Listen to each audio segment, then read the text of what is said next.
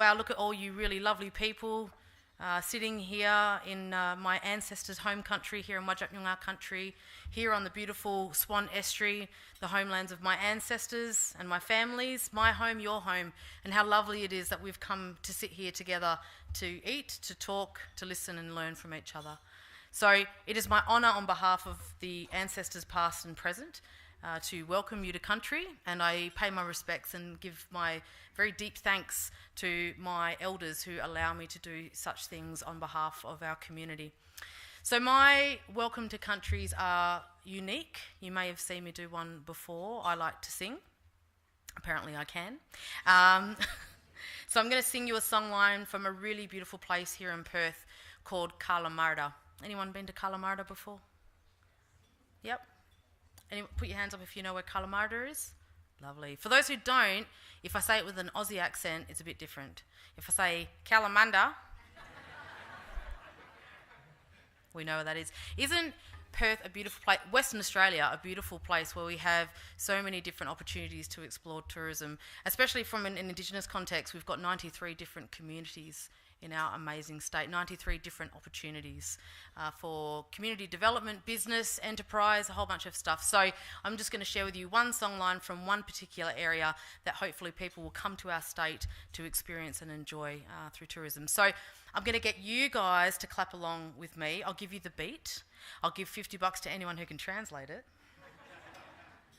But the song is from that area, and it's about people coming together and being introduced to spirits of country. So when our visitors come to this beautiful state, they go through immigration, they give over their passports, they fill out some paperwork, and the whole process of that obviously is to let the people who look after this place, the bosses of this place, to know who they are, why they're here, and to make sure that they're safe. So this is kind of like Noongar immigration, welcome to country. It's making sure that you're introduced, people know you're here, and that can care for you and offer you the experiences that you should be having while you're here.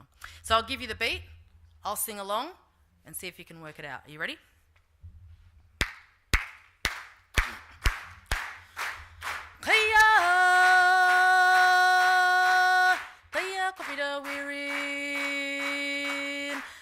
Copy the wirin, Yaku copy the wirin,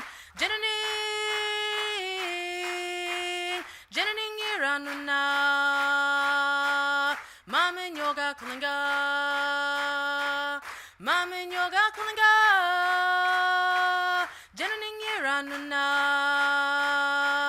Nichan Yunga Buja, Kopidan Yunga Buja, Maya Ngang Mutang, Maya Ngang Budia, Maya Ngang Kulinga, Wanju Nichan Yunga Buja. Hey. Noongar got talent. I'd tell myself that anyway. Ladies and gentlemen, welcome to today's conversation. Apparently you've got some really fantastic people to hear from today, and I hope you have a lovely feed and connection with each other here in this space. But I'll leave you with this. My mum is actually a Russian lady, English Russian, and Dad's Noongar. So I'm officially a black Russian, which is brilliant. And many years ago in this country, there was this idea that, people from different backgrounds and cultures couldn't be together. But my mum and dad, they listened to their Kartkut Wiran. They listened to their head, their heart and their spirit. So me standing here today, and all of us sitting here today, but particularly my mum and dad's experience, shows that when Indigenous and non-Indigenous people, industry, tourism come together, clearly beautiful things are created. So ladies and gentlemen, enjoy the conversation today. Enjoy your lunch. Thank you.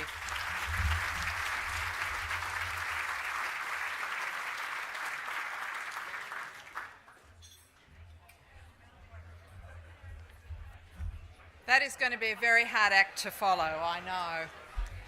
Shh. So for those of you who were at our office opening last week, Ingrid's dad came, and Professor Len Collard. So we're keeping it within the family with the Collards, and I'm also on a board with Ingrid at the Conservation and Parks Commission. And I've never seen somebody so diplomatic when Aboriginal people and their culture are forgotten about. She has a way of just inserting it into the conversation where nobody gets offended, but at the end of it they realise they've been told off. So she's done a very good job. So welcome to our third Perth in Focus event for 2017, where we're going to be focusing on tourism. And can I acknowledge our Chairman, John Langalot AO, and Director, John Smulders. We've just come out of a 2-hour board meeting this morning where I reported back to the board about the findings of my study tour, and for our members we'll be doing a presentation on that next month.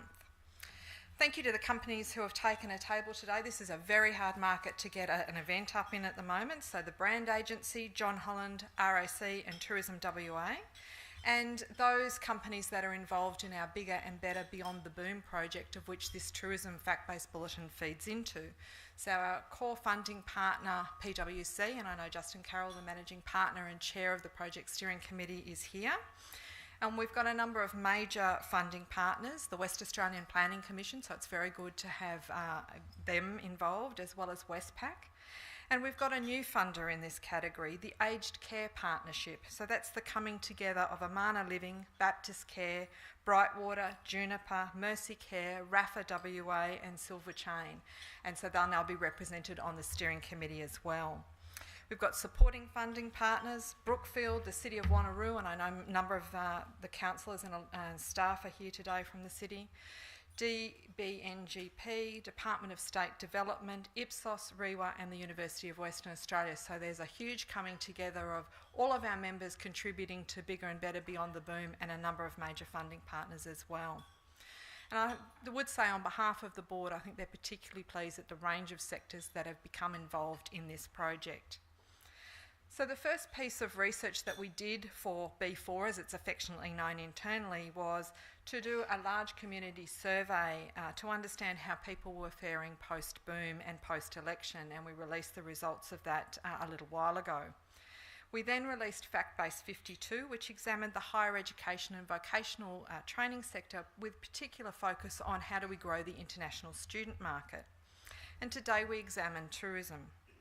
Work has begun on the opportunities for an ageing population. We particularly wanted to focus on what were the opportunities. I think enough has been written about what the challenges are, and we actually think there are some good opportunities which can feed into B4.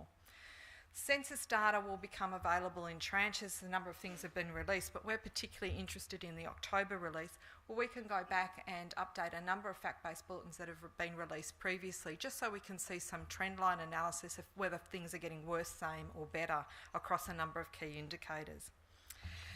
We're also hard at work on writing the first of the really big reports on this project, which will be to size the economy from a number of sector perspectives, and we'll release that report on the 29th of November. We'll be keeping on until November next year, when we will release the final report in the series of research pieces, where we'll look at a blueprint for a prosperous region, a more diverse economy.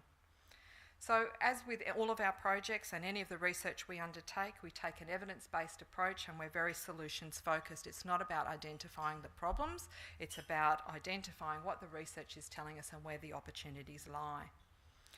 So back to today. Following the opening remarks, lunch will be served, and then I'll be sharing just the highlights of FACTBase 55. You will get it in detail. It will come into your mailboxes at 2:30 this afternoon, and you might have seen me being interviewed by Channel 10 earlier on your way in, so there's some media interest as well.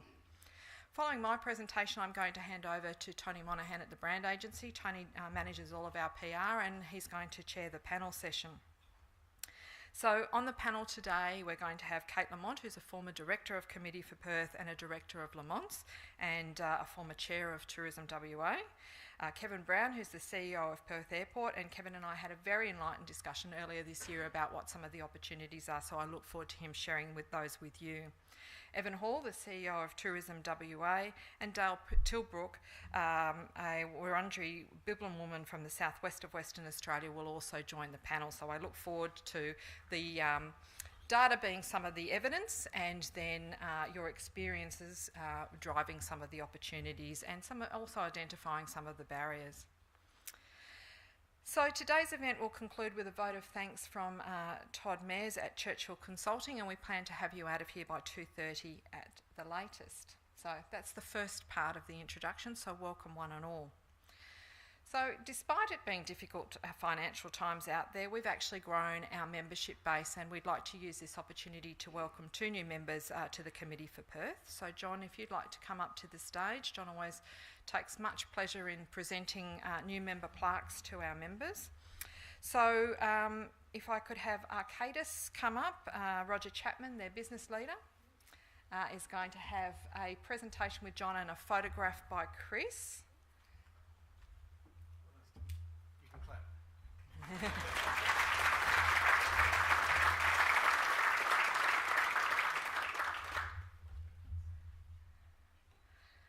And for those of you who might have met Chris at Committee for Perth events, normally he's photographing girls in swimwear and wedding attire, so he always likes to get the shot just right. And also Perth Theatre Trust has recently come on board as a member, so we can welcome them with Morgan Solomon, their chair.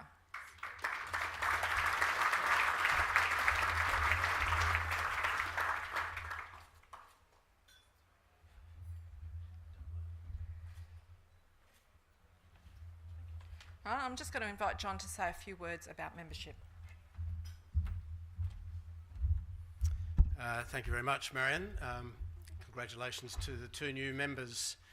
I think the record is 20 minutes to have it hung on the wall by the time you get back to the office. So if you beat that record, let us know and we'll use it as a new PB. It's fabulous to see so many of our good members in the room. And if any of you are guests today, then you're very welcome. You'll be even more welcome next time as a member.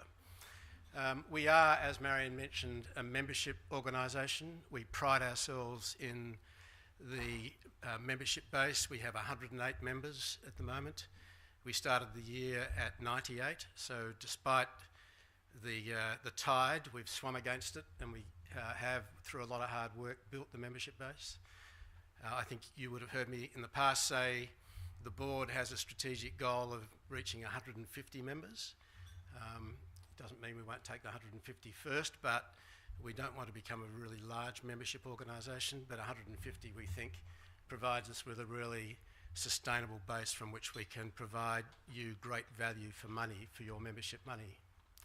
And I must say to you all, as ongoing members, you've worked with us as we've restructured the membership over the last few months, and we thank you for that, understanding what we've been seeking to do. We really do pride ourselves in your continuing association, because in these times when the economic difficulties are probably most before us and money is short, it's times when the business community, I think, really does need to gel in a community like Perth. You need to stand behind community organisations, those organisations in particular who are generating new thought and are doing detailed research to support that new thought, and that new thought will translate into new policy and new activity across the jurisdiction, which will be all to our net benefit. It's easy in these times to say, perhaps I'll take a holiday from the organisation just while my finances are a bit tight. So for you, the people who stay with us in these times, we really are appreciative, and we hope to see you as the new times move into the next upward cycle, which, as we know in economics, the cycle hasn't gone anywhere. It just changes in its size from time to time. So thank you very much, ladies and gentlemen, for being here today. You're going to get another rich piece of research on another really important sector of the West Australian economy. And for the people who are participating on the panel, we really do thank you for your time, and we look forward to your comments. Thanks very much.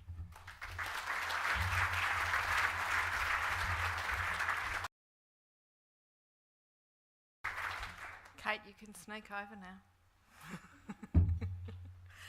So that's it from me. I will say that during my study tour, I went to the UK, to Scandinavia, and also to Israel.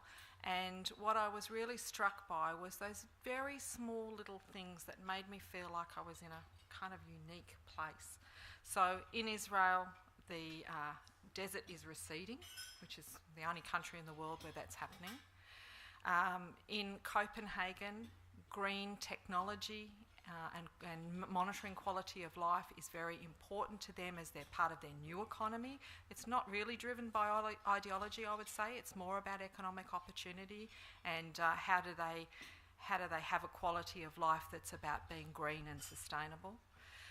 In Oslo, and I was covered in the Australian about this, that yes, Oslo or Norway did manage to get 40% of women on boards a year after the mandated timeframe of 2008, but it has not had the flow-on effects into the business sector that you would have expected, so there aren't as many women in senior and executive roles as they would have liked.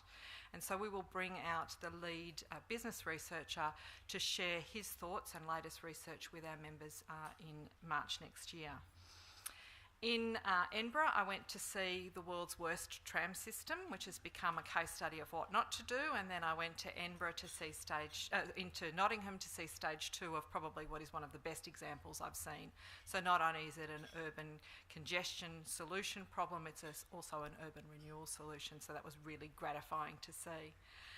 In London, I had a briefing on Crossrail, which I think is really going to be something amazing for Metronet as an inspiration of what can be done, because it's not just about a commuter system adding to the train network, it's all about the precinct planning that's happening above, what the private sector's doing and what government's doing as well. And the little gems along the way. So the Opera House in Oslo looks like a glacier. Pretty authentic. In my hotel room in Edinburgh, a little dram of whiskey. Just so some of those things, as we think about what we're going to talk about today, what are some of the things that Perth can offer that is very unique and very special?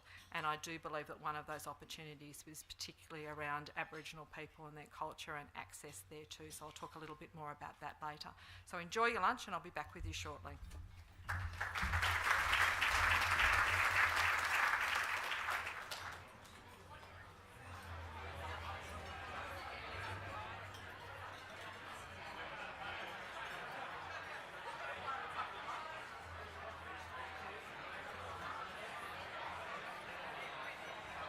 We're going to make a start if you don't mind. I hate to interrupt lots of vibrant conversation, but needs must. So what I'm going to do is take you through some key data from the FACTBase Bulletin. As I said, you'll get the 20-page bulletin later on this afternoon. Can I thank Tourism WA staff who reviewed a draft of it? Now, we don't have any editorial rights per se, but they did point us to some issues around the data stability and credibility, which helped us revise it so that it's more robust than it probably would have been. So thank you to Louise Scott and people at Tourism for helping us with that. The panel, the assorted panel that we've got for you this afternoon, I think are going to add lots to what the data tells us. So, FACTBase 55. What we wanted to understand was we really wanted to size the economy. So as part of we're doing the Bigger and Better Beyond the Boom project, and we started with the international tourist market. Now we're really thinking about, the international education market and the opportunity for international students to come and visit and stay and study and hopefully have a career in Perth. So what we really wanted to do this time was look at the tourism sector more broadly. And there's a series of things that we found that I think there are some direct parallels. So with international students studying here, word of mouth is part of the way that they find out about Perth as a place to study. They called it a suburban experience rather than an urban experience. So they saw Sydney and Melbourne very much as about being able to live and study within the CBD, whereas they said in the Perth marketplace they had to go out to the suburbs to study, and they really felt disappointed that there wasn't good transport connectivity and they had to buy a car. Perth had a reputation for being expensive. So you will see some of these themes come through on tourism as well. So as with all of our work, we wanted to understand Western Australia more broadly, the Perth and Peel region specifically, and we wanted to benchmark ourselves against national data and other national capitals. There's nothing like Perth having an inferiority complex, and it sort of helps us rally ourselves if we think we're worse, same or better than elsewhere. So what's good news is that tourism is a growth industry both in Australia and within the state, and there has been an increase over the past decade of visitor trends, but we have seen some sharp decline in the last 12 months, and I'll take you through some of those figures. So if we talk about contribution to the economy, which is what we were concerned about, in the 15-16 period, you'll see both direct and indirect, tourism was worth $10 billion to the economy. Just less than 5%, but when you look at the employment statistics at over 100,000, 8.1%, and I know Evan was talking about the Tourism Council running a campaign in the lead up to the election talking about the jobs. So entry-level jobs as well as a career, but often the first job for somebody seeking employment. So domestic tourism contributed 76% of the direct state tourism gross added value in WA in the 15-16 period, and 63% of direct tourism was created by intrastate tourism, the highest share in any Australian capital or territory. So just having a look at that map there, it just shows. So 5-year domestic trends have been positive, but as I said, interstate and intrastate numbers have declined in the year ending March 17. We underperform in the interstate sector, just getting less than 5% of the total national visitor market. And we're underperforming particularly around leisure interstate tourism when compared to other places. And if I had to speculate on that, I'd say because during the boom we were a place for business tourism, probably at the expense of the leisure market, and now we're trying to recapture our place in that market. International visitor numbers have exhibited steady growth over the last decade. However, the growth in business numbers has not been matched with growth in international visitor nights or expenditure, and we've got just a little map here to show you. So the highest average estimated visitor spend is in Victoria. We're second in Western Australia, so that's a tick. But our average visitor night spend is low. And we've got the highest international visitor numbers. They stay for 30 days and 9.3 days on average for our interstate visitors and international at 30. So we've got them coming here, but they're not spending as much as if they were travelling to elsewhere, and I'm sure the panel will reflect on that. So purpose of visit is very important. It has an impact on visitor nights and visitor spend. So holiday visitors exhibit shorter stays and average higher expenditure, while education and employment visitors stay for longer periods but tend to spend less on a per night basis. So it just goes to show that we've got a mix of people that are coming here and how they're spending and how they're staying. So when you look at that chart there, you'll see holiday is 26% of the market, whereas visiting family and friends and business makes up 75% of the market share. Experience Perth region is our primary destination. So 95% of international visitors come through Perth, and if they're going somewhere else, it's typically down into the southwest region. So when you look at the sort of cluster, you can just see in this bar chart here the strong pull factor for Experience Perth, then the southwest, and then the other regions. And that's across all of the markets. So UK, Malaysia and Singapore were the top 3. So UK is about family and friends reuniting and visiting, and Malaysia and Singapore we're seen as a holiday destination. So you can just see we've got these really interesting things going on in our marketplace. I know that Kevin will reflect particularly on the visiting family and friends perspective. So UK, China and Singapore were our 3 largest markets for visitor spend. So they're obviously the places we need to really concentrate on getting more of them here. So the distance is one of the things that is always factored in. So we can seemingly go to Melbourne or Sydney and it takes us less time than it does for them to come to us. But anyway, I don't know quite what happens there. Maybe when we've got a Hyperloop we'll fix that problem. But we've got this unique environment here with our beaches, our wildlife, and the idea of being able to go out into the wilderness and probably not see another person. So they're real opportunities for us. And as I said in my opening remarks, particularly around Indigenous and tourism experiences, meeting with Aboriginal people and engaging with their culture. So accessibility is obviously an issue. So direct flights to the places that people want to go that are outside of Perth. Often they have to hub through Perth, and I know with a girlfriend of mine who's got a son with disability who lives on the east coast, she can only come to WA into the remoter areas when she can get a direct flight, because otherwise it's just too hard for her. So there's opportunity to develop regional airports with the capacity to accommodate people from interstate. And I know that Busselton Airport's obviously one that's prime for expansion. So from Tourism Australia's perspective, what do people look for when they come? Well, they're interested in the beach experience, wildlife, unspoilt wilderness environments, great food and wine, an island experience.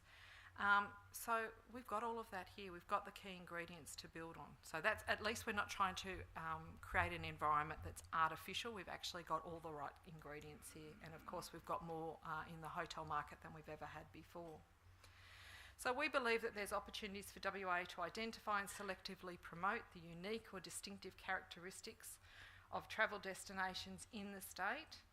And we really need to focus on the interstate and international markets. So when you ask people about what are their motivations for interstate travel, they've come to relax, more than 50% of the people who are coming. They want to eat great food and drink great wine. They want to see and do lots of great things. Well, we've got all of that on offer as well. So we seem to have the right ingredients for both the international and interstate market. And I might leave our panel of experts to reflect on the intrastate figures dropping, but I would imagine that that's to do with a lessening in the business activities as well.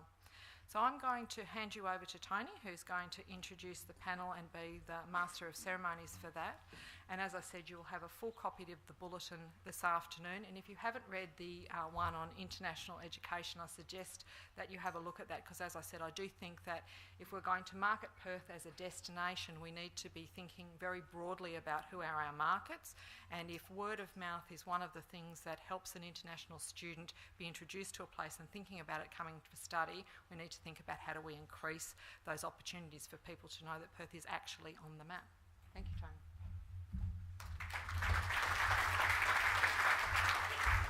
Thanks very much, Marion. As Marion said, my name's Tony Monaghan. I'm from the brand agency, and I'll be hosting the panel session. So I'd like to introduce our panellists. Firstly, Kate Lamont, the director of Lamont's. We have Dale Tilbrook, who is, excuse me, a Wabundi Bibbulmun woman from the southwest of Western Australia. With Kevin Brown, the CEO of Perth Airport, and Evan Hall, CEO of Tourism WA. If you'd like to come and take your spots up here, and Evan, I think you've got the one on the end because you're kind of infirmed at the moment. Sorry. Sorry, Tourism Council.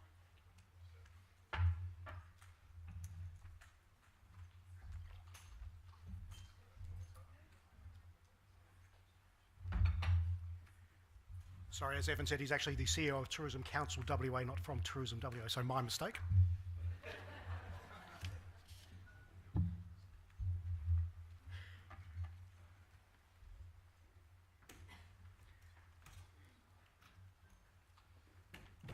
So we'll be taking questions from the floor, but I'll just kick it off. And I'm no tourism expert, and will never pretend to be one.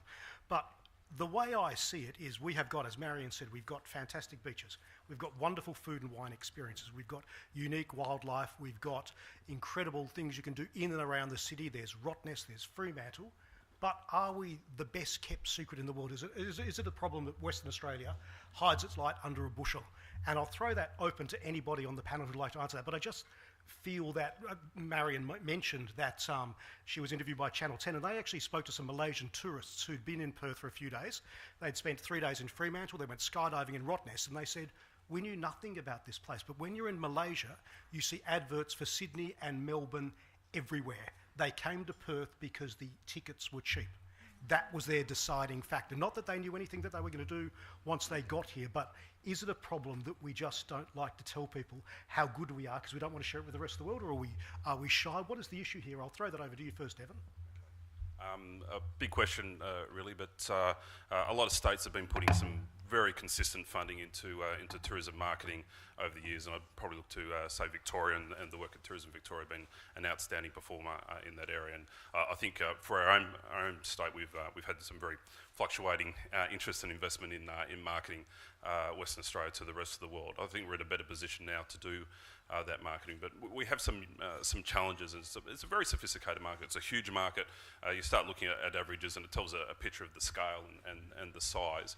But really, all the decisions that you need to influence, you've got to get quite micro and get down to it. So just one example of a challenge that we have in selling ourselves is most of the attractions that we have in Western Australia and Perth in particular that will bring people across are public attractions. It's Cottesloe Beach, it's Kings Park and the like. And in modern terms, it's actually really hard to sell those experiences when everybody's looking online for what are they going to purchase, or looking at travel packages and so on and so forth. And these are all public assets that don't have any or very limited high value tourism products, so there's nothing actually that you can book, nothing you can buy. So we can do a lot of effort marketing, but unless there's actually a product for you to buy, we can't convert. So we're doing a lot of effort marketing, but our ability to convert, to turn that into a sale, someone buying a seat on a plane or a room in a hotel, one of our weak points is nobody travels just to fly.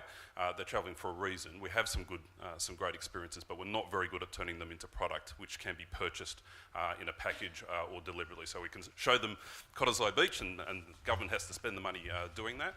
But actually, how do you buy an experience at Cottesloe Beach? How do you literally book it? How do you convert that into a sale? And we're quite weak in that area. So we need to do some improvement at getting new, fine-grained, experiential product, particularly in our public estate. I think the other huge opportunity we have, where something you can purchase, is events. I'm looking at Mike McKenna here at the stadium. The sort of events that we're now going to be able to have at the stadium, and with the boost in funding for tourism events, will make a huge difference, because it's one thing that will get people's attention. So if I take the example of the AFL, we've never really had the capacity to bring over visitors before. We're expecting somewhere between 30 and 40,000 visitors. That's like the same numbers we get from China. It's like discovering a whole new country, just coming over from Victoria. But they've got a reason to start looking at it. So they're still living off a reputation that we're expensive, which is certainly not true, and not as true as what it was. But for the first time, they're going to be doing their research. Or maybe I will go to Perth because I just want to see the game, and they're going to start looking online. And I think they're golden opportunities to start showing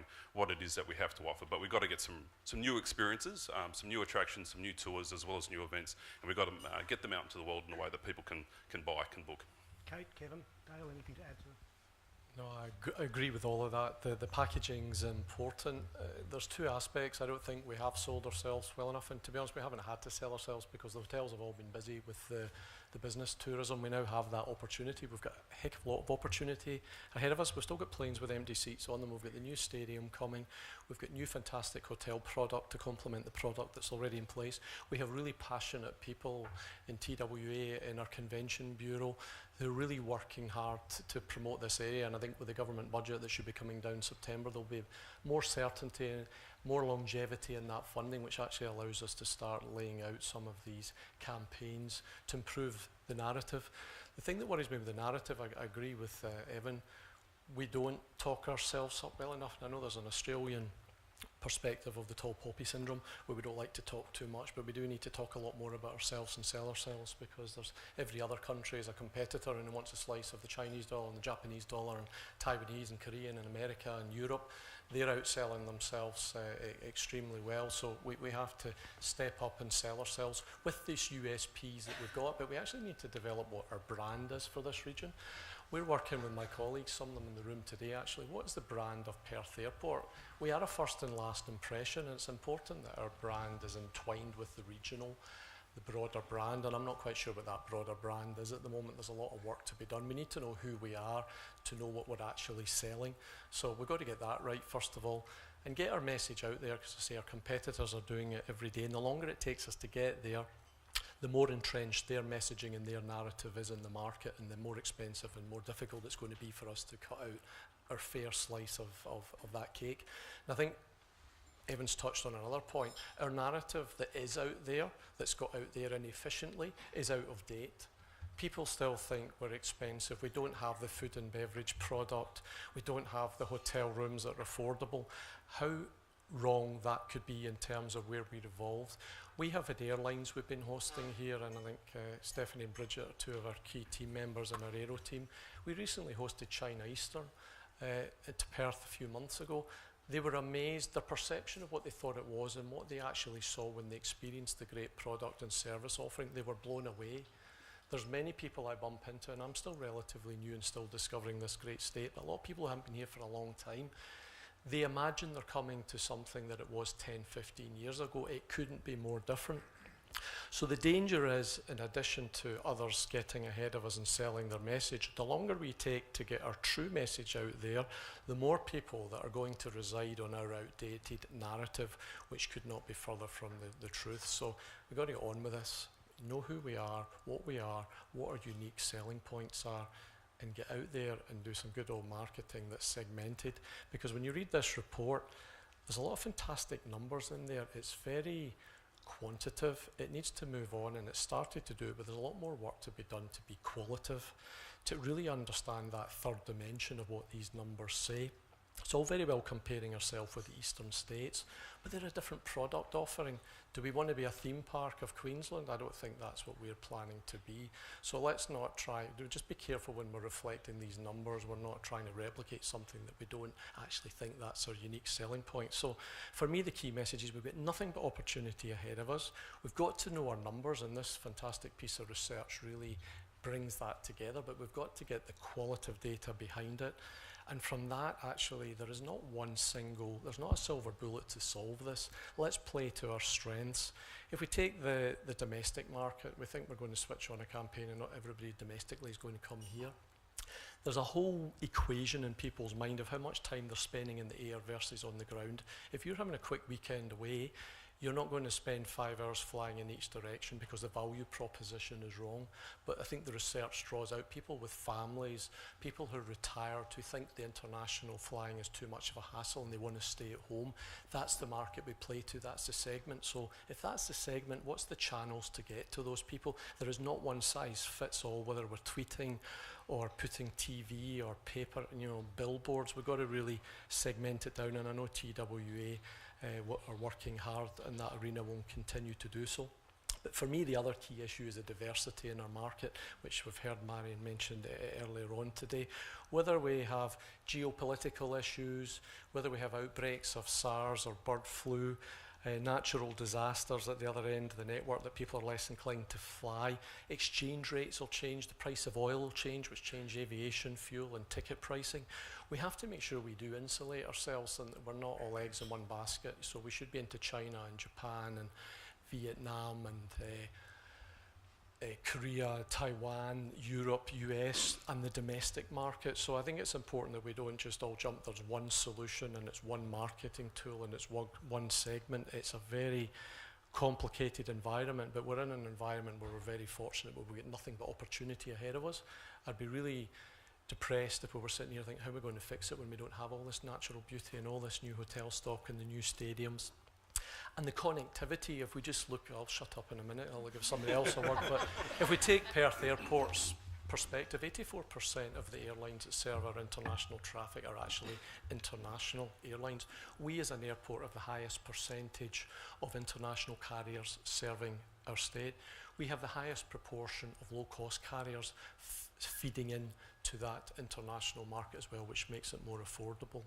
So, there's a number of things that we've got in the right place, but we have to continue to grow on them. We have the highest percentage of our passengers who travel internationally. It's higher than Sydney, Brisbane or Melbourne. So there's a lot of things that we do lead the way on, but we cannot develop our route network ourselves. For me, we've got to fill the aeroplane above the wing and below the wing.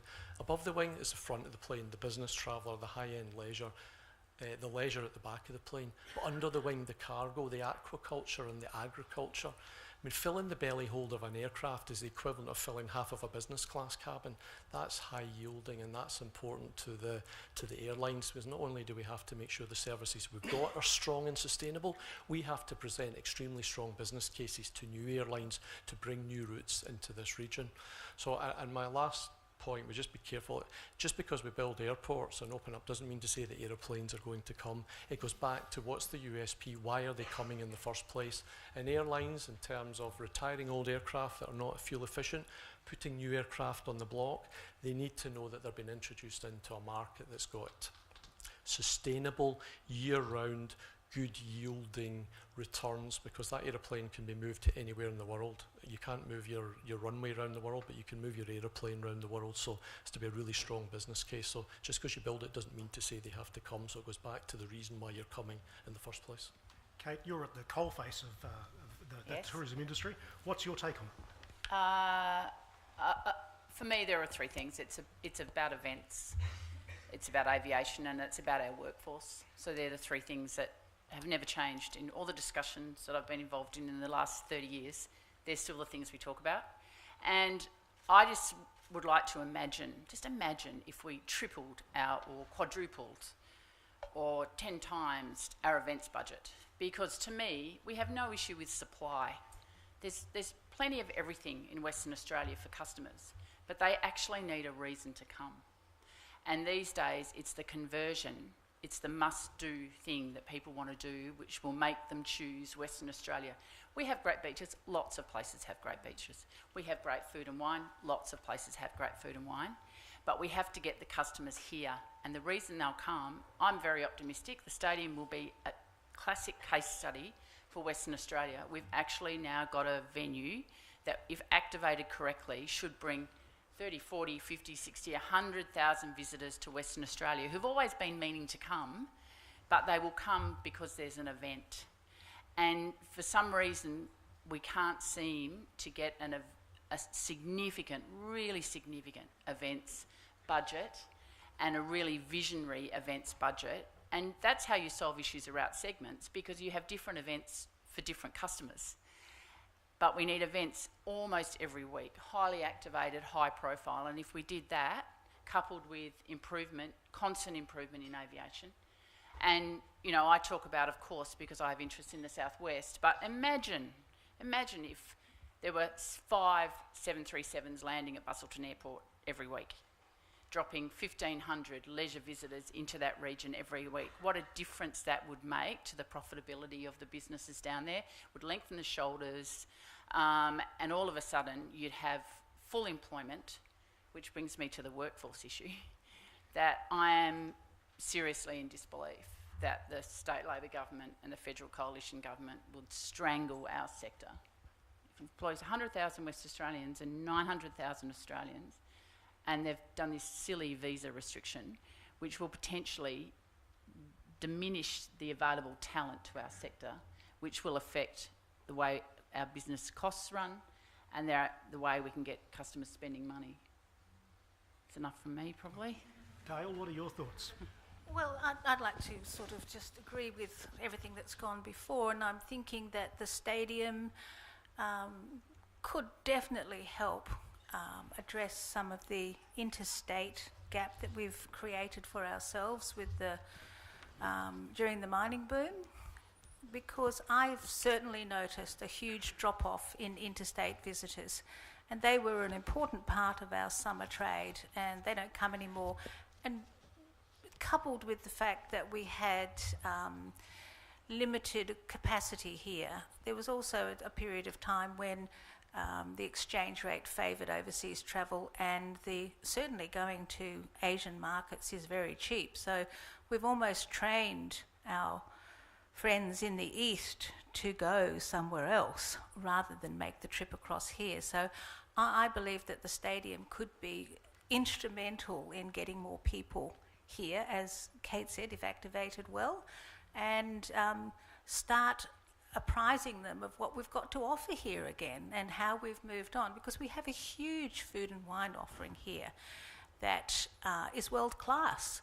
And of course, my own particular section, which is Indigenous tourism, is our point of difference. And, you know, Aboriginal tourism sometimes gets lost in the conversation. And as been pointed out, we're competing with other long-haul destinations all the time.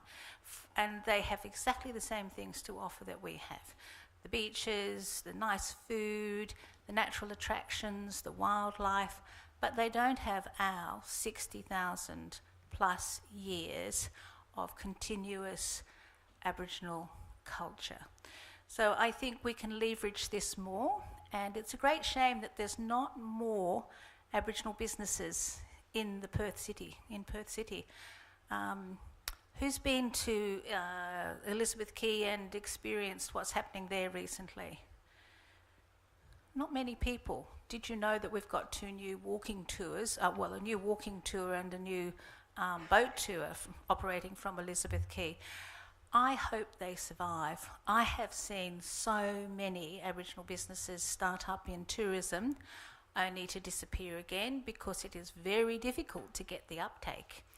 You know, the uptake isn't what the statistics are telling us. You know, I'm operating in the Swan Valley. I've been there for 17 years with an Aboriginal art gallery, gift shop and bush food experience. And just recently 2 other galleries started up and closed down. They just couldn't sustain it. And I've seen it with tour companies. They just cannot get the numbers on the buses to sustain it. If you ask the big tour companies, why don't you do a tour out to the Swan Valley anymore? Not profitable. We can't get the numbers. And for Indigenous businesses, well, that's even harder. That is even harder. So we talk about product development, we talk about marketing. There are 2 opportunities there with Aboriginal tourism, but I'm sure that we'll come to that later in the talk as well. Well, I was about to ask you, because the FACTBase Bulletin said that almost 80% of people who came to Western Australia wanted some kind of Indigenous cultural experience. But by the time they'd left, less than a quarter have had that. So, Dale, how do you close that gap? Obviously the desire is there, but where does it fall down? I don't know that the desire is actually there. It should be there, but I've been hearing these statistics since the Olympic Games. 80% who come here want the experience, only 20% get the experience. But if that were the case, all those Aboriginal tourism businesses that opened in the intervening period of time might still be running. And I've never been able to figure out exactly what's not happening in that equation. But I think sometimes it's how we ask questions of people as well. Because I don't think having an Indigenous tourism experience is yet a driver in making the decision to come to Australia, let alone Western Australia, let alone have it in Perth. So if you're asking somebody who's exiting, would you have liked an Aboriginal tourism experience? Oh yes. Did you get one? No. And that's how you get statistics. I think there's some practical challenges and opportunities to fix it. Certainly from the whole industry's perspective, Aboriginal tourism is the prime ability that we have to separate ourselves out from any other destination. Is by inherently unique. But it's also really, really difficult for Aboriginal tourism businesses. And one of the challenges I have is most of the interest in Aboriginal experiences comes from our international markets. I mean, I'll call it for what it is. Australians are not terribly interested in Aboriginal tourism experiences. You go to Germany, can't get enough of it. So for any Aboriginal tourism business that's starting up, they have to go from 0 to 100, whereas most tourism businesses will start off serving the locals in Perth and then maybe expand to an interstate market. An Aboriginal tourism business has to move into the international channels, which are incredibly complex. That's about having contracted, distributed products being cabled by travel agents or on sale at trade exchanges and so on and so forth. So it's actually very hard to get that customer who is interested in your experience. And where government has given some support for this, it's almost always been in regional areas. And as the report clearly shows, our huge growth is in Perth and the southwest, which is where we are comparatively light on for Aboriginal tourism experiences. For sure, and the growth in the Aboriginal tourism product in the Greater Southwest and in the Kimberley has been driven by the Aboriginal Tourism Development Product, which is funded by royalties for regions. So that meant that Perth could not get a look in. It's a huge gap. I mean, we all benefited from the marketing component of that, but we couldn't participate on the same level. There's been a little bit of money found, not a lot at all, and devoted to 4 businesses here in Perth to develop product. But it's very sad that we don't have more, and we do need more, and we need to get them up to that export ready, as Evan was pointing out, you know, almost from day one, because if you cannot work with the inbound tour operators and offer commissionable product, you're not going to grow that part of your business, and we really need that. So it's that bookability again. Look online, see the product, be able to book it, and getting into that inbound tourism market takes time. It's like getting into the cruise ship market. I think I offered my rates for years, maybe 5 or 6 years, and then suddenly I got a booking for rates that were about 5 years out of date. But I thought, well, where did this come from? I had to be there year after year after year after year, being asked to submit rates and still being there the next year and the next year and the next year before that international cruise ship industry would trust that I was going to be there when their passengers arrived. So that's a challenge if you have to go from 0 to 100 straight away, but the industry is looking at you and saying, well, you fly by night? It's a lot of conundrums in this. It doesn't happen easily. But Dale, is there not an opportunity that we shouldn't have to take as long to get there with the new digital environment and playing on using advocacy, that people actually experience these great products, that the service offering, that people actually, you know, in our sharing economy, people are more likely to be using these sites to rate it. That's an important aspect, because it's going back to not getting the word out and using real, true people who've experienced it, sharing their pleasure of that experience and getting that message out. Yeah, I agree. You know, platforms like TripAdvisor and Google do help because people share that real-time experience and other people take notice. And, you know, God forbid you get a negative review on TripAdvisor. You have to work really hard to get about 40 good ones on top to push that one down to the bottom, or write a really good response that negates everything that that person ever said about you. But yeah, I agree. I always look at those bad reports and actually see how people have recovered from them. That can actually be quite strong if it's done properly.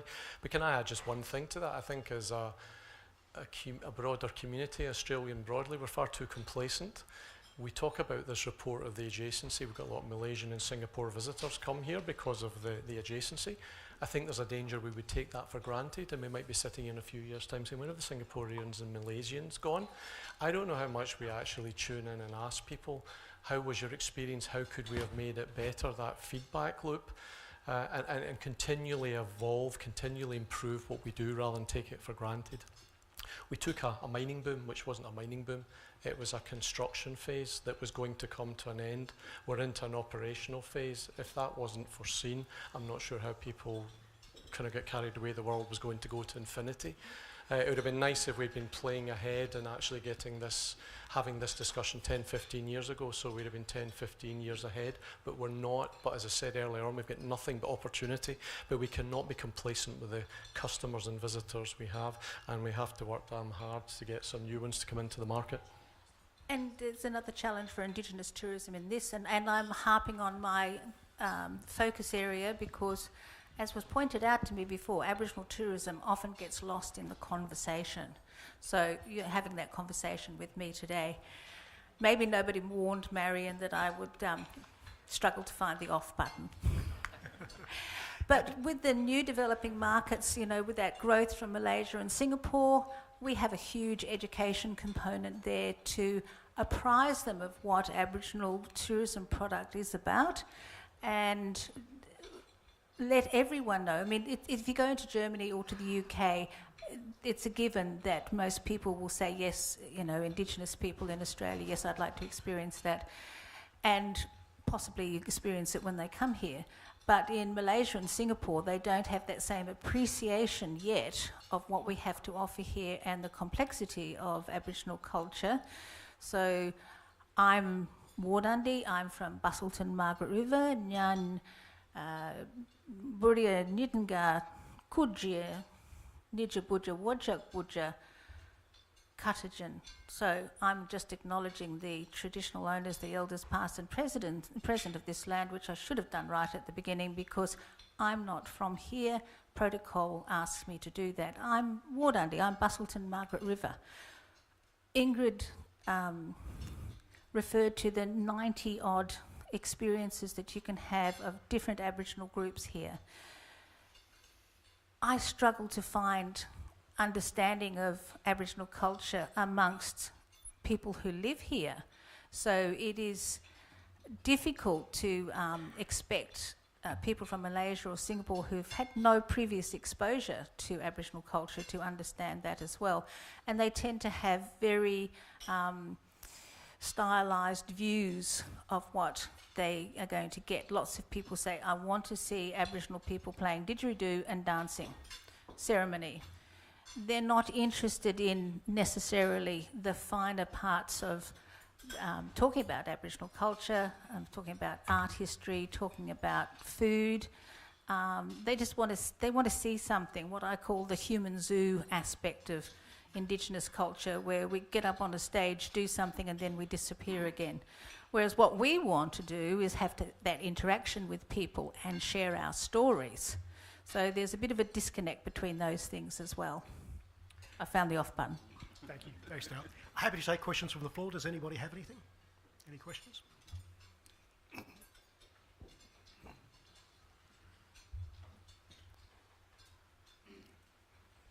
Thanks for the opportunity, David Good, City of Gosnells.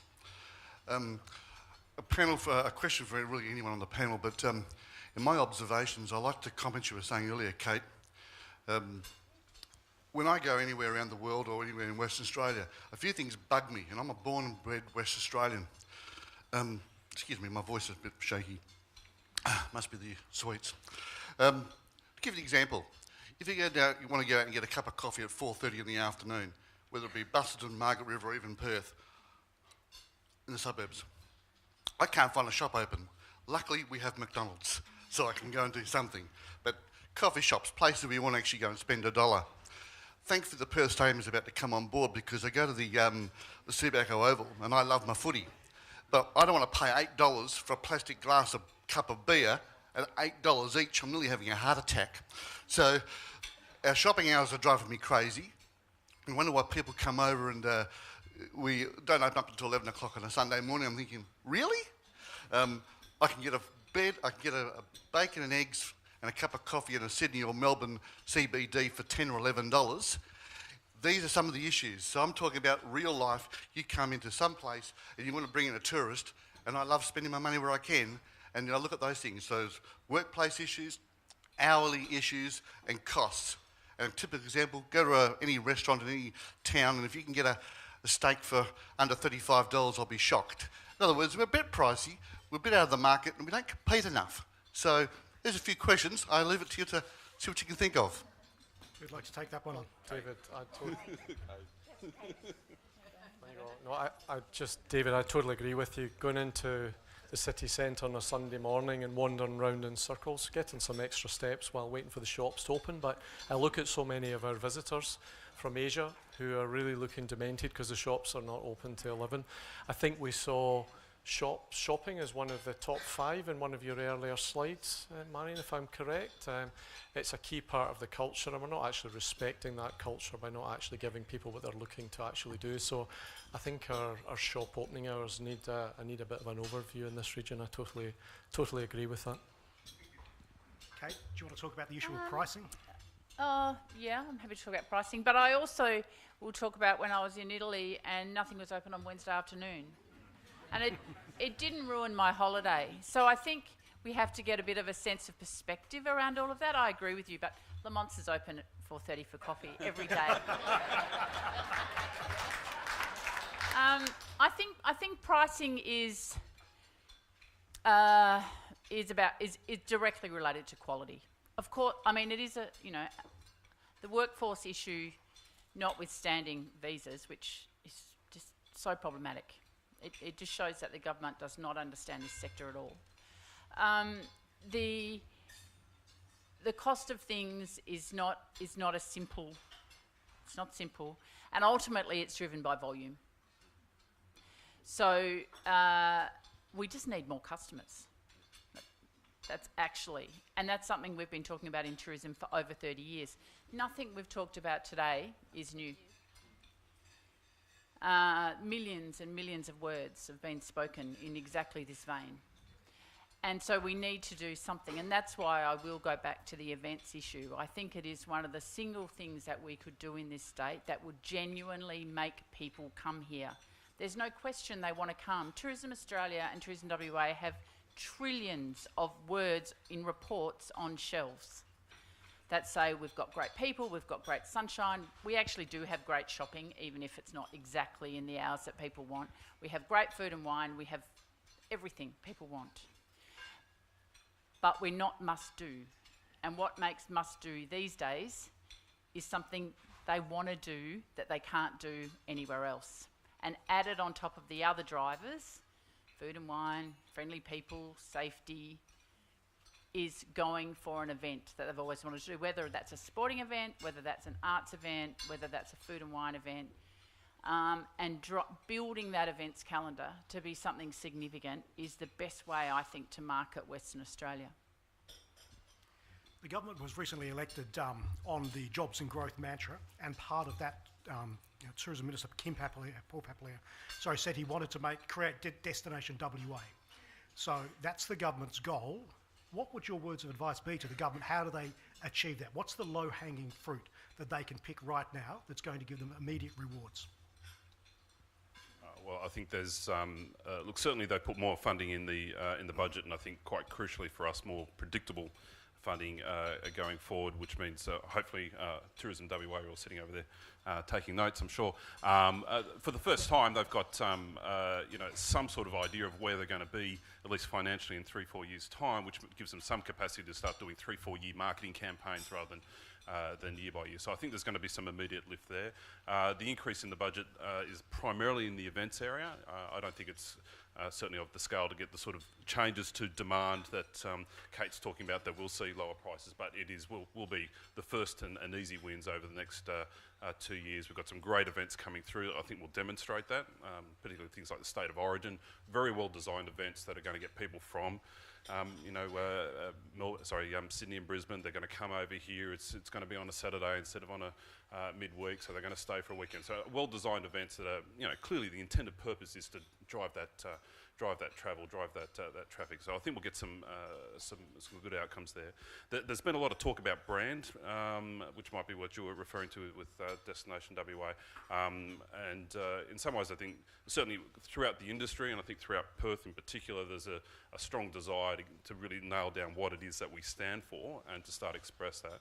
My words of advice on this one is we can't pretend to be everything, and if you do, you fail in the primary purpose. And whatever you're trying to talk about Western Australia, by nature, you're trying to talk about everything. We are a metropolitan city, we're an ancient landscape, we're forests and rivers down the south, and I think part of the challenge is people look at brands like 100% Pure in New Zealand have been outstandingly successful, but what they have is one clear message because they are one environment, one culture even, or by comparison, whereas we are so diverse as a state. I don't think there's a brand that would ever encapsulate us without saying we're everything, and that's when you start to fail as branding. So I think some of the easy wins is let's get it together in one clearly defined brand. That's where people choose a destination. They're not looking on Webjet for WA, they're looking on Webjet for Perth, and we've got to build the brand around Perth, and that should be the first starting point. Dale, any thoughts? I agree, because all the statistics that we've been looking at, whether I like statistics or not, tell us that people are coming here to Perth. Most of them are coming to Perth, so we need to market Perth and then as a subgroup market out to the regions. And events, it's a no-brainer. Indigenous tourism, our point of difference, absolutely I concur. Kevin, what would you like to see the government do? I think we can learn from the culture that's been going for 60,000 years of telling the story and actually making people aware of what there is to come to this region. So it's that brand, it's the advocacy, and when I hear issues about visas and not being able to get the quality of people, it's all very well getting people here, but they've got to get a great experience and we're not being complacent. What programs have we got in place that actually recognise and respect the cultures of our visitors as well as them coming and experiencing our cultures? What service offering are we doing to differentiate? Because as far as I'm concerned, we have a building the same as a lot of you, whether it's a hotel or an airport or a station or restaurant. It's bricks and mortar, it's the people that bring it alive. It's that sense of place that the humans bring to it. I haven't heard too much since I've been here in terms of what we're actually doing to respect the cultures, our own cultures and those of those visiting, and actually having the USP of the service quality, and not a patronising service quality that perhaps some have in our mind of how the Americans have a nice day stuff. It's really authentic and genuine, and I think that's something we've got to really focus on, because if we're going to get the multiplication factor and the return on our investment of people coming to games at the stadium or people coming to the experience, we're not going to get the multiplication factor unless people actually have a great experience and go and tell 10, 20 other people how great it was and how they must come here. So for me, let's look at it holistically and not just about getting bums and seats, because the amount of effort that will be involved to do that, we want the repeat business. Kate? Triple the events budget, put restaurant managers back on the medium-term list for 457 visas, and get Busselton Airport happening. Thank you. Hi, Anthony Valletta from the town of Victoria Park. I've got a question. I'm of the Tourism for Dummies ilk. We have a stadium, we have a Perth Racing, we have a Crown Casino, we have a tennis centre, Tennis West in our patch. But what I see is who is the vision keeper of tourism in WA? Who is the enabler? Who is the activator? Who is the one building the relationships? That is not an easy thing to find out, see or be part of. However, we have a tourist destination on our doorstep, being the stadium and Crown and so forth, which has #1 tourist destination in WA. But trying to get an integrated approach across that whole of the peninsula, across the whole of the metropolitan area, across the whole of the sub-region, where are the plans for all of that? I know I haven't been part of that conversation. To me, I don't understand or see a strategy that actually covers all of those particular things. Evan? Okay. Well, yeah, I mean, I absolutely agree with you. From an industry's perspective, Tourism Council put together a strategy, if you like, called Destination Perth a couple of years ago, which we've been steadfastly pursuing, both in terms on the infrastructure side and capacity such as the stadium and on growing events, tours and attractions. But there is no one holder. I mean, this is part of the challenge is, you know, where from a tourism perspective, we will call ourselves a destination. But a destination, there's no part of Perth from the visitor's perspective that is defined by a local government border. I mean, it's just meaningless. Yeah, it's a conglomeration of hundreds of private businesses providing experiences and food and accommodation and so on. So it's a coming together. There's certainly a role, a leadership role, particularly with state government through Tourism WA, to set a vision and bring the conversation together. But it takes goodwill on all parts. And I think the seismic shift that we must make is that it's fundamentally not about us, and that it is about the customer. And when we start thinking of Perth as not a conglomeration of local government areas, but as a destination, as a brand that we're all part of, as a culture, that's when we'll start to go forward. So we need to do that in our marketing. We need to be unashamedly saying we're about Perth. We're not about Fremantle. We're not about you know, even Swan Valley and so on, because from an international perspective, it's meaningless. Yeah, it's Perth. Yeah, Perth. What's the brand? The brand is Perth. You know, it's really not that hard, but we've just got to get together and say it's not about my patch of Perth, it's not about my particular market segment, and we've got to start driving it forward. But I'd make the differentiation between that and say the breadth of Western Australia, where it's not a destination, it's multiple destinations encapsulated in a couple of journeys. So we've really got to say, from the customer's perspective, first and foremost, why are they coming? What are the unique propositions? What are we in their eyes? and start thinking that we are a destination and define ourselves by the customer, and that's when we'll start going ahead. So we try to encapsulate all that in the concept of Destination Perth, both as a marketing strategy, a brand, and starting to think about the synergy you get when you start having a new airport, when you start getting some road construction, when you start getting a huge uplift in the amount of rooms available, a stadium, things just start changing. But no one of those items is going to make the fundamental difference. But when the whole city changes and we start expressing that as a destination, then that's where I think we'll get that large uplift in demand and visitation. Kevin, any? Yeah, I think it's good that there's a broad audience looking at the broad brand, but that doesn't mean to say there's not multiple narratives under that brand to support different segments. But I think from a discussion Tony and I were having earlier on this week in terms of how as we as an organisation actually want to function rather than it being hub and spoke, it's very much more looking at being more of a neural pathway like your brain, that it's constantly connecting new routes. Now we currently as an airport are working with TWA, with the economic development body of government, with Study Perth, with the universities, with the Convention Bureau, because that's part of my strategy as airport, trying to fill the front of the plane, the back of the plane and the underneath of the plane. We can't all sit and wait for one person to come up with the answers, because I know what will happen. We'll never get there because it'll take from now to infinity. And we will try and get everybody's views of, and it'll be so diluted down that it'll be meaningless by the time if we ever get there, that we actually should all be working with the different parties around us to actually strengthen those neural ties, grow, take ownership, grow new connections to actually make it better, because I can't sit and fix the service offering in the hotels, but I want good hotels with good service offering. We want people to be friendly walking down the street and actually smile and say hello to our visitors rather than thumping the horn, as I've seen happen not here on the other side of the country. And it's like you don't realise your whole your economy, especially in some parts on the east coast of Australia, are fundamentally built on tourism. So again, it goes back to taking it for granted. So I think that's probably enough on that one. Okay, from the floor. Good afternoon, John Longley. I'm the Chair of Experience Perth and also the Chair of the DIFCON. I wanted to make a comment about the Aboriginal issues that have been raised today. A long time ago, when the world was green, I took the replica of Captain Cook's ship Endeavour to New Zealand. And needless to say, as you can imagine, I sailed straight into Maori politics and Maori tourism and everything associated with Maoridom.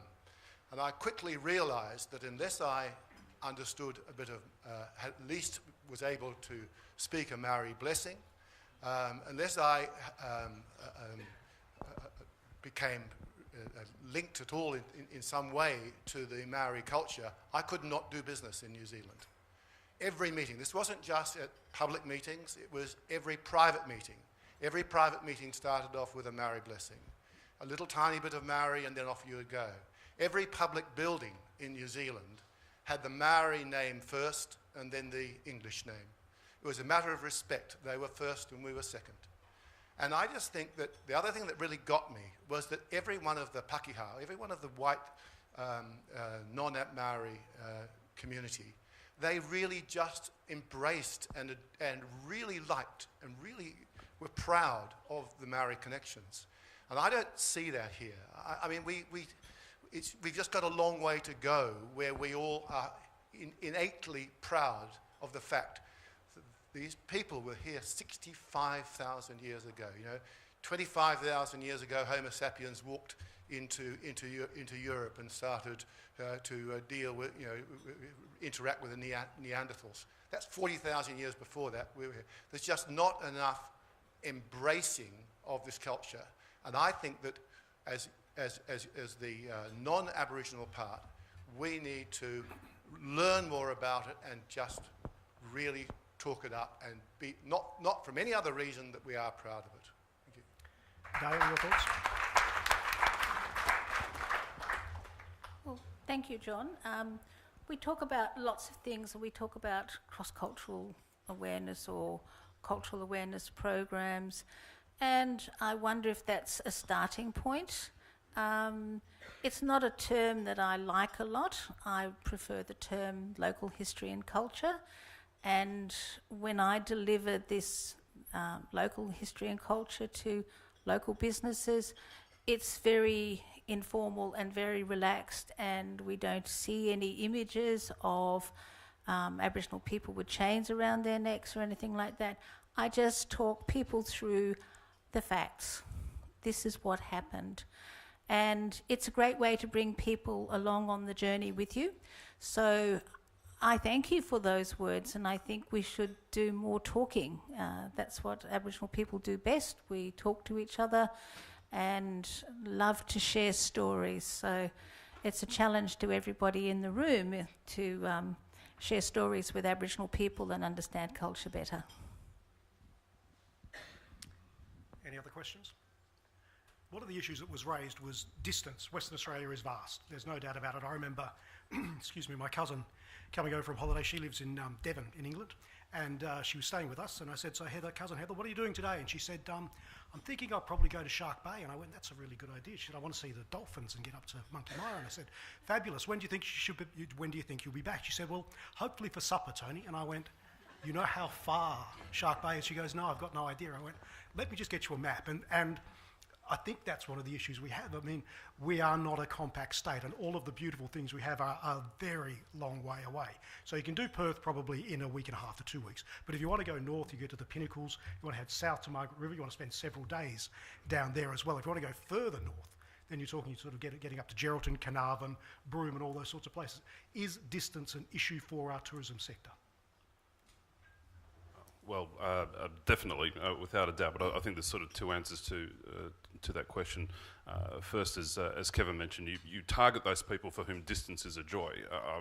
That I want to do the long journey, that I take real pleasure in it. And I think part of that, the answer is just embracing. Well, distance is something you can actually sell in another way.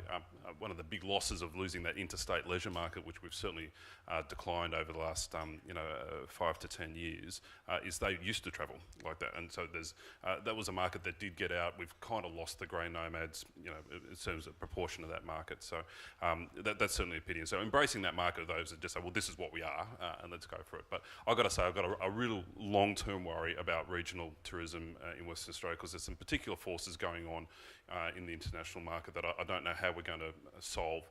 And I'd say first and foremost, it's about low-cost carriers have fundamentally changed people's travel habits, people's perception of how much you pay for a flight.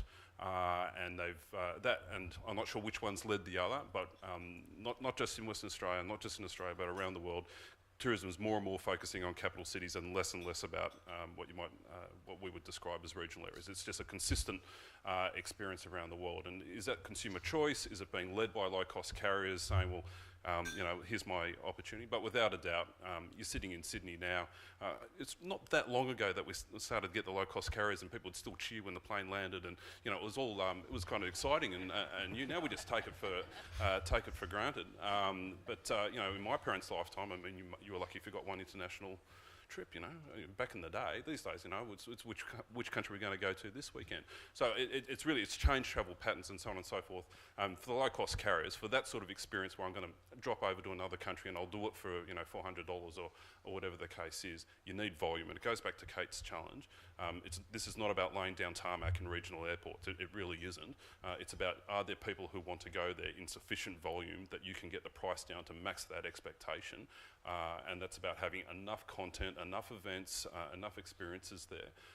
So I think we can crack nuts like Broome. To be honest, I think we're far away in Busselton because there's some challenges there.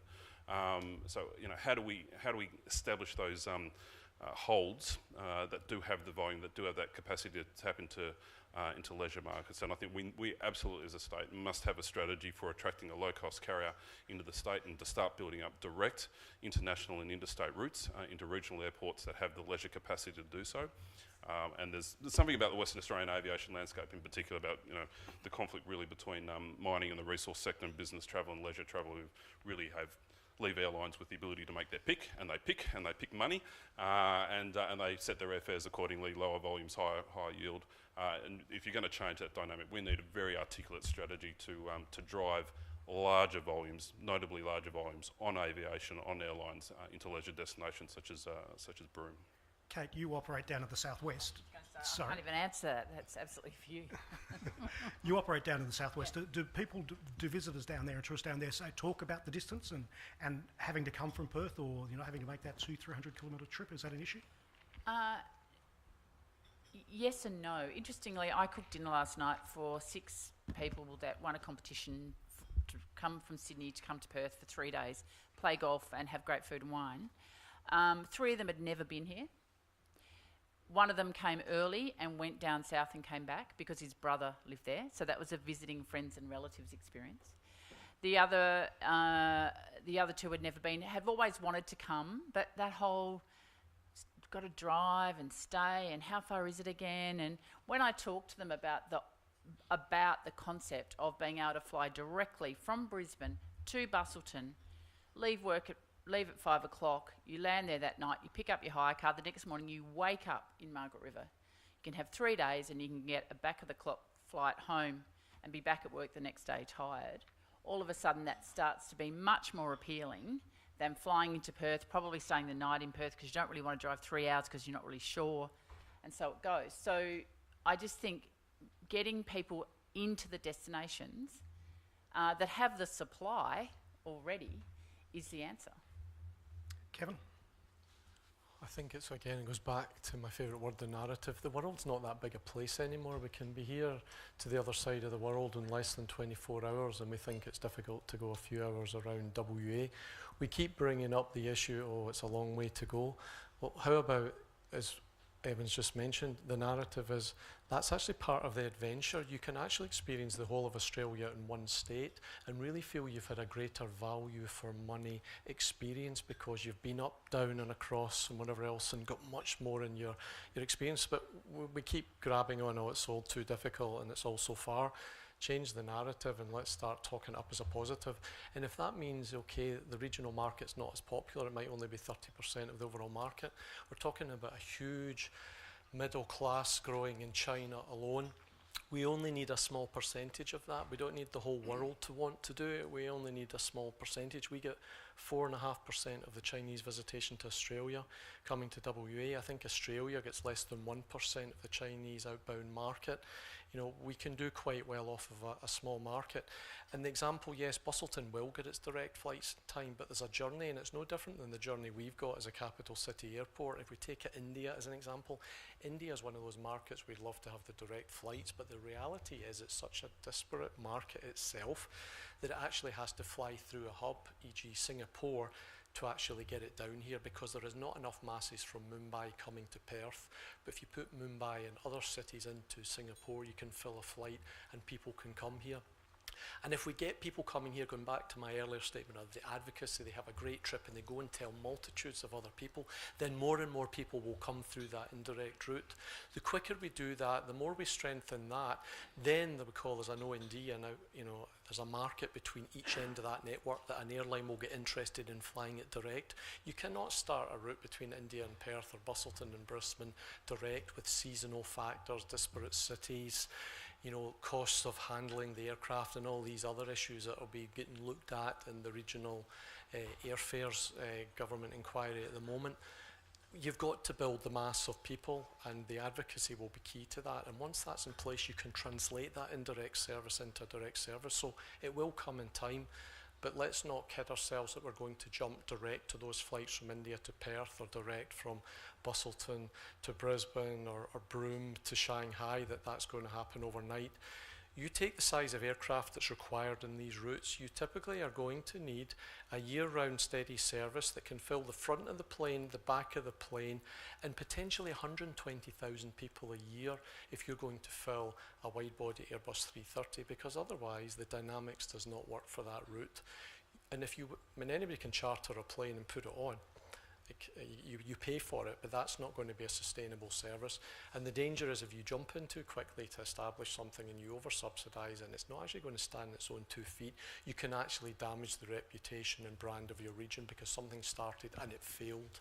Airlines look back at failures. Who's been there?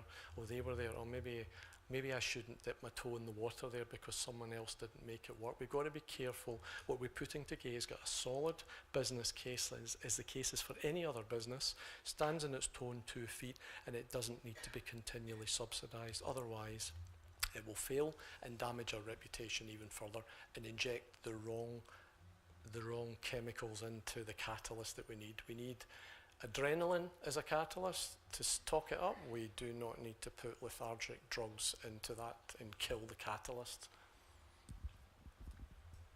Question from the floor. Thank you. Thank you. My name's Kate Berta from Culture and the Arts WA. My question actually was for you, Tony, if that's all right. We've had a lot of talk about brand today, and I absolutely agree with what everyone's had to say. From your professional experience, do you think that Perth can be, or WA, either can be summed up as a brand? What do you think it might look like or entail? Well, obviously, it's a humongous question. If I had the answer to that, I'd start my own agency, I think, but I'd be very successful. But I think it was interesting listening to what was said. It has to be Perth, it has to be brand Perth. That's got to be it. We have to have the essence of what Perth is. Now, what that is, I don't know, because as soon as we see Sydney Opera House, we go, that's Sydney. As soon as we see the Uluru, we go, we know exactly where that is. So what do we have that's iconic? And I think that's interesting is the current debate the government is having about selling the stadium rights. For me personally, I wouldn't do it. I just think that is going to be an incredibly iconic stadium. Yes, you get a short-term, you might get a short-term sugar hit from getting some money in the coffers, but I think that the opening game or the opening whatever there is at that stadium, can you imagine that crane shot from overlooking the stadium, looking back over the Swan River, looking back over the city? That could be Perth's iconic shot all of a sudden. People will go, that's Perth, I know it, straight away. So I don't know what the essence of Perth is, and I think that's a discussion that Marion has all the time, is that whatever we are, we need to keep what's unique to Perth, and I think that's what the Committee for Perth is aiming to do, to make sure that we don't turn into a Chicago, or don't say this worked in London or this worked somewhere else in the world, so we should adopt that. What is the essence of Perth? I don't know. I think it's its people, to be honest. I think it's its people.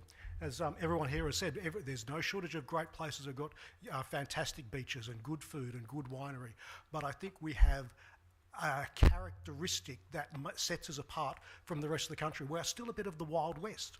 And that makes me wonder about, and I'll throw this question open as well, the intrastate visitors. We love, people always say, I'm just popping to Melbourne for the weekend. I'm just going to do a bit of shopping, or I'm going over to Sydney to see a show or something like that. Why aren't they coming here? And I wonder, is it because we still have that image of being the Wild West? We are the untamed. We had this massive mining resources boom. We are red dirt. We are iron ore. We are a great big sandpit. So is that one of the issues that we need to overcome? Is that the perception of how the rest of Australia sees it, so that they want to come and see us? Evan? Okay, cool. All right. Look, certainly, without a doubt, there's been so much analysis about this. It's not funny within tourism circles. But what we can say fundamentally is, more than any other state, as the report pointed out, we are reliant on domestic travel, but in particular, that's intrastate, and that's Western Australians holidaying in Western Australia. It's not really that bizarre when you think about it, and we've got to come back to the geography. The brilliant part of our geography is we encompass such different environments, and that's cultures, but just the physical environment. We have the equivalent of the beaches of Queensland, but we also have the forests of Victoria and Tasmania. It's all in Western Australia. So it's not surprising Western Australians travel in Western Australia, because there's all that to experience in the way that, if you had the same experience on the East Coast, you'd happen to be crossing a border, and therefore it's considered interstate travel just because you're going for a beach holiday further north up the coast. So it's really not that surprising, but it has kind of made us a little bit, in my opinion, a little bit complacent insofar as, we've been Western Australians serving Western Australia, and I don't think we've been as exposed to be frank, to the competition as what we're seeing on the East Coast. And the other challenge that came into that was because of the construction phase of the resources boom. And we've always been high in business travel in proportion to leisure travel. It's just kind of bred this kind of mentality that people book us because they're travelling here anyway, and we haven't really been as good at conversion and sales and getting, I'll just use the expression, getting to the market, telling the story, but also doing it in such a way that we're literally chasing bookings. I mean, we're out there trying to sell it, and we don't do that as well as some other states. So I've been rambling on. I've forgotten the gist of the question, but why don't interstaters come to WA? Yeah, so I think the first thing to say is they used to in much larger numbers than what they are now, and I don't think that our fundamental appeal of a destination has changed. What we're not as good at doing is selling. Some of that's been about price, but right now I think we're largely living with the perception of price rather than reality of price. And if you say, well, what have they discussed about us on the East Coast over the last 5 years? What's Broome? Well, Broome's a place where the Premier has a fight with Aboriginal people about a gas. That's all they would have heard about Broome. That would have been the predominant image in the East Coast mind in terms of what they would have heard in a public relations sense, or still making jokes about the price of a cup of coffee in Perth in the Melbourne Comedy Club. I mean, it's actually far gone. If you actually have a look at things like hotel prices, we've come down in real terms. And you actually see the East Coast is really creeping up, to the point where the dynamics are going to shift. It's more expensive, particularly in Sydney and Melbourne. But we haven't given them any particular reason to start thinking about us again, to start doing the research and getting online and find, well, actually the hotels are much cheaper than the joke I heard about paying so much for a cup of coffee or paying so much for a 4-star room. And I think we've got a real task there. It's a public relations task. We've got to use things like the events that will be at the stadium that are going to get people looking for the first time. I really want to see that team, so I'm going to jump online. I'm going to have a look on Webjet. I'm going to have a look on Expedia. I'm going to do my own research. And suddenly the hotels aren't quite as expensive as what the perception might be. But we've got to give them a reason to look, and that's about classic promotion, to be sure. It's about definitely using events and leveraging events, and it's about getting packages out with great products and great reasons to travel. And we've got a lot of work to do in that space. We still lack compelling attractions, or at least what I'll call bookable, compelling attractions. We have no hero shot, and it doesn't have to be a mega iconic, opera house or harbour bridge. You take Copenhagen, the hero shot's a little statue of a mermaid. But it has to be something that's unbelievably and immediately identifiable with us, and ideally it's something you can book online and experience that you can have, not just something you can look at. And we're still, coalescing around that, but we do need that hero shot. We do need that story, not just the event, but the attraction or the experience that is quintessentially Perth. And you can build these things without a doubt. And I give the example of a bridge climb in Sydney is a classic example of taking something that is iconically about that destination, being the Harbour Bridge, and turn it into something you can put in a brochure, something you can put in a package, something that someone who wants to go to, what's the quintessential Sydney experience? Well, it's having a look around the harbour. Yeah? But I've turned that into something I can buy. I'm going to climb the bridge. I'm going to do the bridge climb. We don't have those great classic experiences. So increasing the number of events and great experiences, putting in something that you can visualise and get out in the digital world, together with something that they can book in the digital world. That's what will get them doing their research. That's what will get them looking, and they'll either buy a package because we put a good value package together, or they'll go and buy their own product. But we've got to get that sort of stuff out there if we expect them to even start looking. Dale, any thoughts about what would bring Melburnians and Sydney-siders to the West Coast? Well, I mean, we'd like the Asian markets to be less attractive, but I don't think they're going to come on board with that. Because as I said before, I think we trained people to look at overseas holidays before, when during the construction boom it was very expensive to come here. But we are a great family destination, and I think security issues around the world could play in our favour, bringing more people from the eastern coast here. But we have to tell them what we've got and what the price is, and that we're very family friendly. So, it's sometimes you think this is a motherhood statement, but why haven't we done it? Kevin? I suppose my response would be, and I'm sure this has been done, and TWA's probably got a lot of research on it, is actually rather than me guess and assume what I think people in Melbourne and Sydney want, why don't we just ask them? What do they think of us, and what imagery or what's going to change their perspective? It's called focus groups, it's market research. I suspect we've got a lot of data there. We need to turn it into information, and if we think that data is out of date or needs refreshed, well, let's go and do it, and let's go and ask people. And not assume, because we may well go down a pathway of doing something and get it wrong. Kate? They'll come for sporting events, they'll come for arts events, and they'll come for food and wine. as long as it's the only place in Australia they can get it. So that's why the events calendar is so important, because we know as West Australians, we travel to Melbourne, Sydney or Brisbane to go to an event that the only place we can go to it in Australia is there.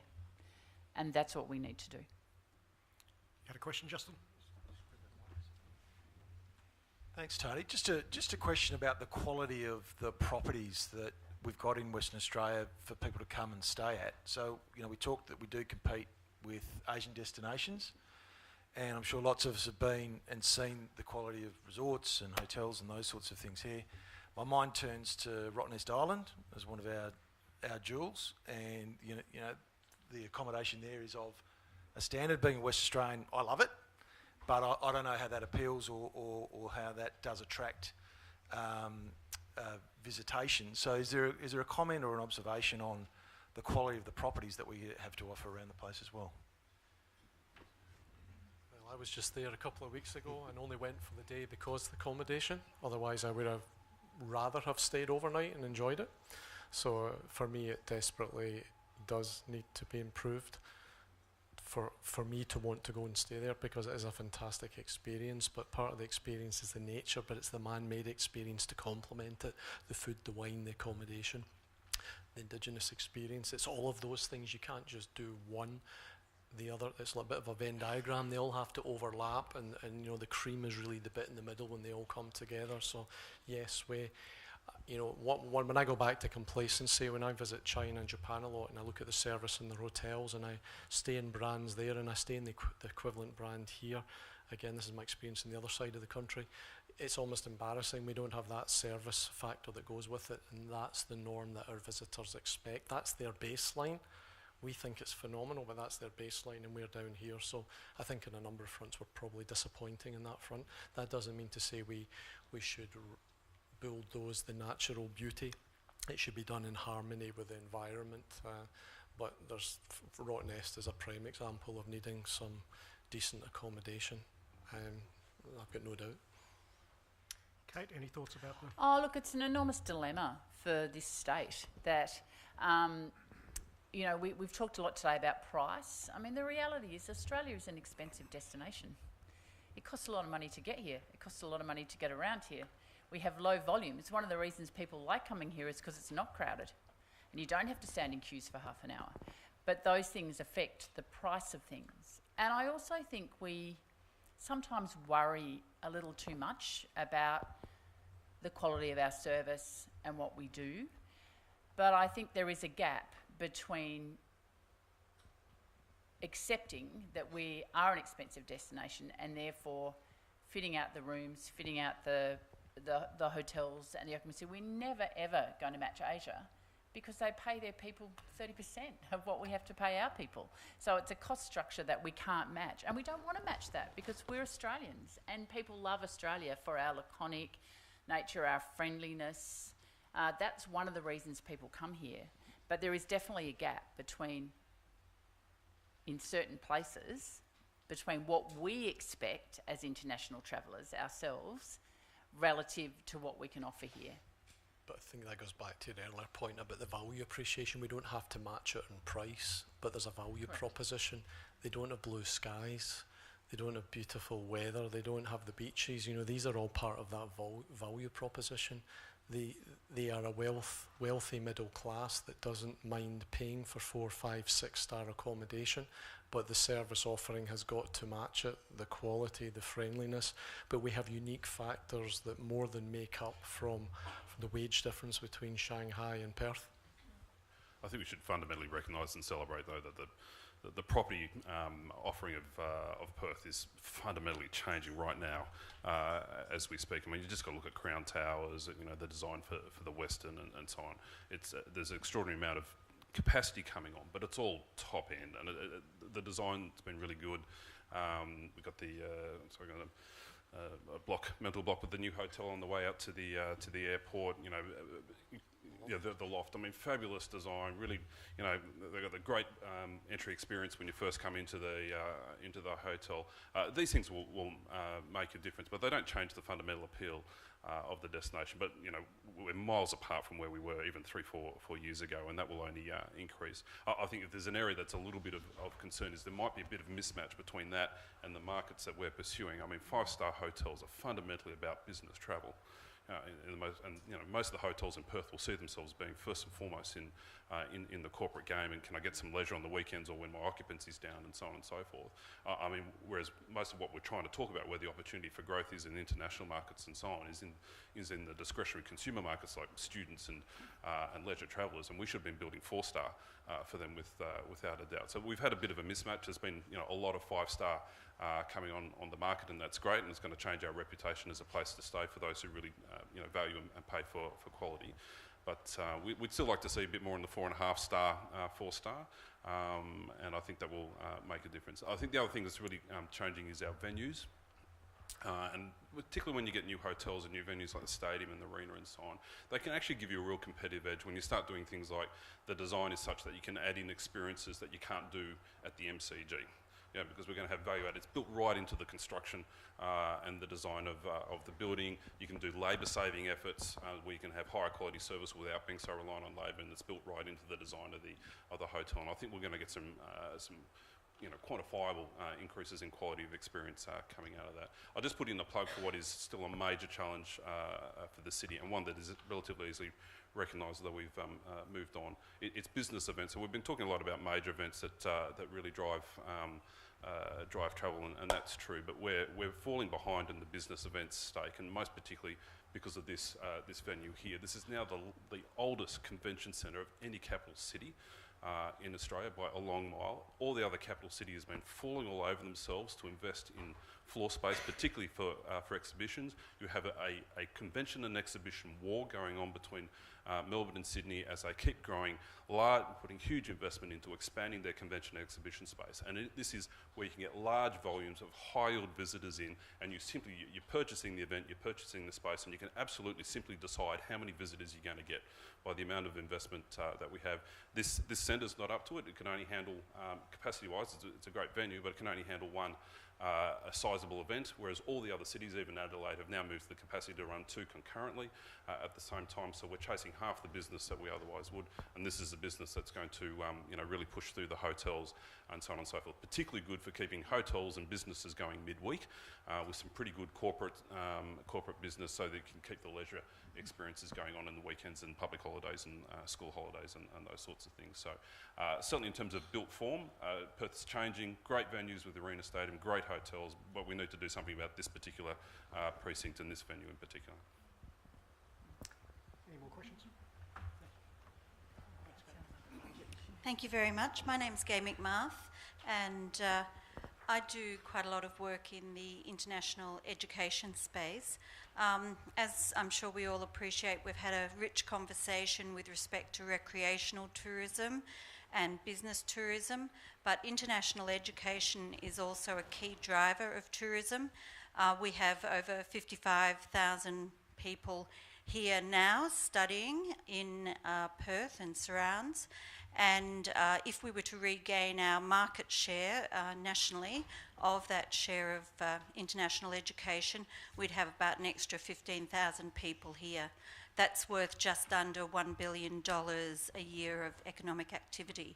So I'd like to ask the panel whether they believe that international education is appropriately recognised as a strategy for tourism.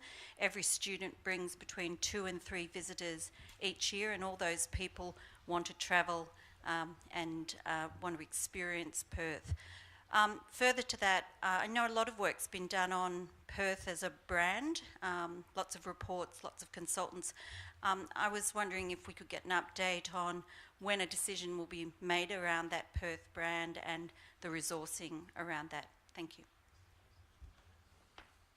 Evan, any thoughts on well, tourism? I'll tackle the international education first. I'm on the board of Study Perth, so it's something very close to my heart.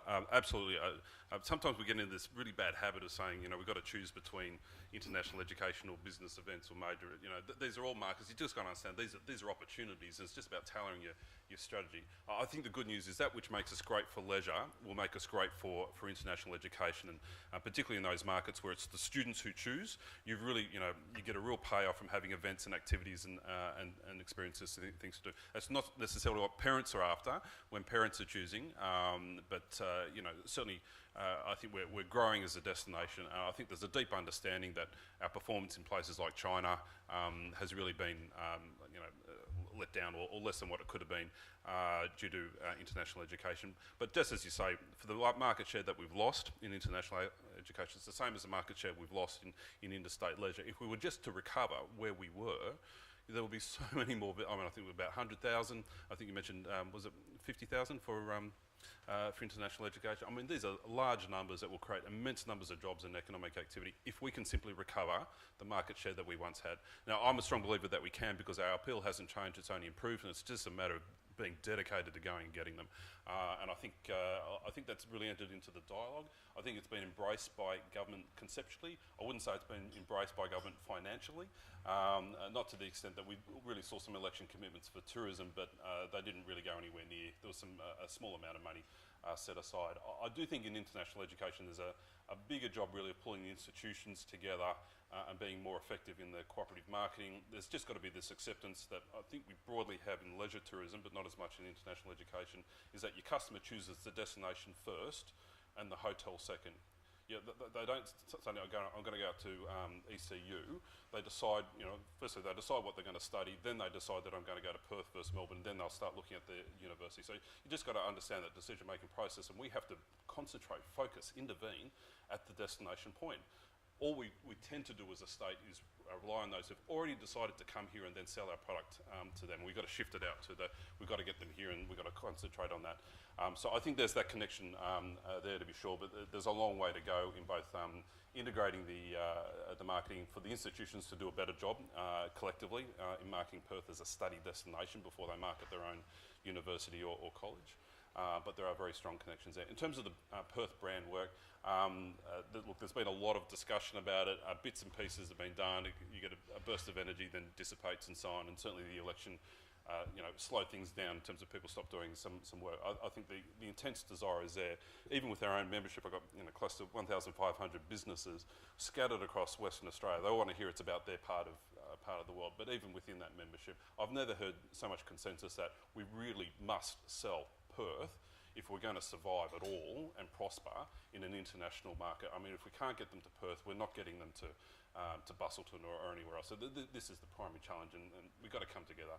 So I think it's just a matter of time. But as with the earlier question, who owns Perth brand? Well, that's an interesting intellectual question. Is it the state?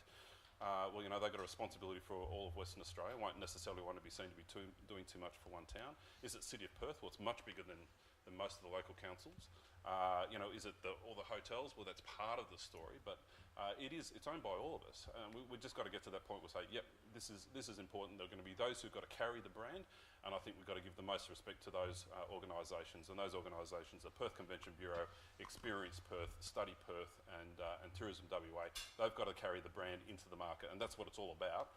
Not what we want to have a navel-gazing conversation about who we are, but what the customer perception of us is, and playing to our strengths. And really, it's those four organisations. They've got to get together and say, this is what we are, but something that we're all proud to celebrate with the word of mouth. In the interest of letting you all get back to work on time, I think we're going to wrap up the panel discussion at this point in time. So I'd like to thank Evan, Dale, Kevin and Kate for giving up their time and also sharing their thoughts with us about the future of tourism in Western Australia and what we can do better, what we're doing okay, and hopefully how we can make sure that we have a stronger tourism sector and segment so that we don't have the ups and downs of the boom and bust cycle. But thank you very much for your time today.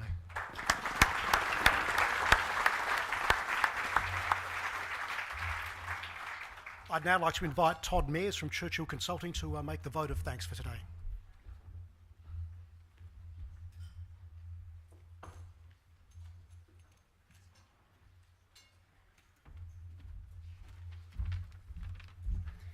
Thanks, Tony.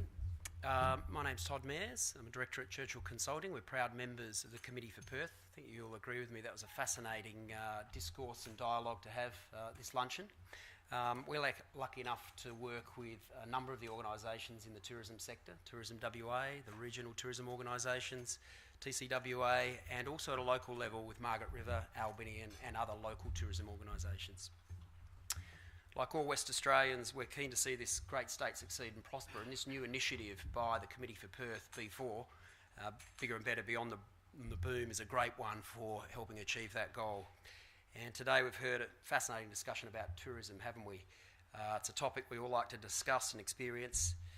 We didn't discuss the upcoming extended long-haul direct flights to London. They'll have an interesting impact, I think, on the economy. I like the quote that airline travel's nature's way of making you look like your passport photo. So I think that'll be tested next year when we start to see our first load of passengers. So what did we hear from some of the panellists? Well, from Evan, we heard the need to convert interest to action. We need compelling products and experiences, not unlike the bridge climb in Sydney. But I like to quote Evan when you said that visitors for football are like discovering a whole new country. And I can tell you I've sat next to some of them at the football and they do have their own colourful language. Kevin, we heard from you the need for a new brand for the region, that our competitors are doing it, and then otherwise our targets will decide based on an outdated narrative. Dale, we heard from you the importance of Indigenous tourism. We've got over 60,000 years of continuous Aboriginal culture and we should leverage it in our unique selling proposition. You also reiterated the need for the Perth brand. And lastly, Kate, I think we all heard loud and clear the importance of events. You challenged us to consider what if our events budget tripled. You used the new stadium as a catalyst for that kind of thinking, and you also raised passionately the issues of workforce and visas. Thank you for that.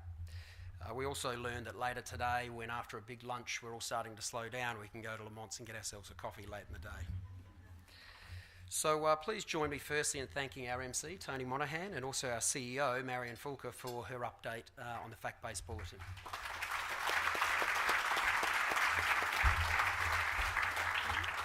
Let's also thank our panellists, Kate Lamont, Dale Tilbrook, Kevin Brown and Evan Hall.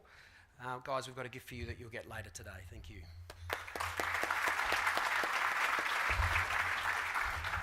Lastly, thank you all for attending.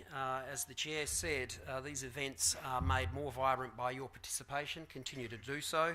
And thank you to the committee for putting on yet another vibrant and engaging luncheon. Thank you.